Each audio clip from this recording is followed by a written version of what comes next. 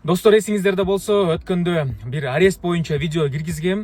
Ушундай кылмыш иши боюнча машина арест коюлуп, анан соттун чечими жарандык түрдө жокко чыгарылып, анан арестти чечип бергиле десек, сот деген жок, чечип бербейм деп бизге баш тартып койгон. Ал боюнча мен видео киргизгем.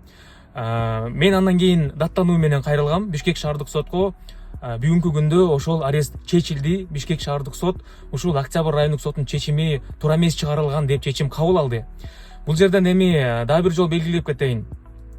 Кылмыш иши боюнча арест коюлган, бирок жарандык соттун чечими боюнча баардык ошол алып сатуулар жокко чыгарылып, анан эң биринчи кайра саткан адамга калыбына келтирилсин деген чечим чыгарылган.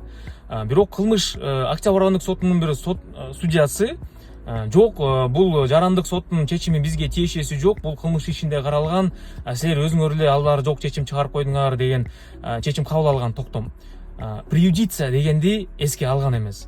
Андан кийин мен ТикТокко киргизсем, дагы бирөө ошол видимо ошол соттун иштеген бирөөсү болуш керек.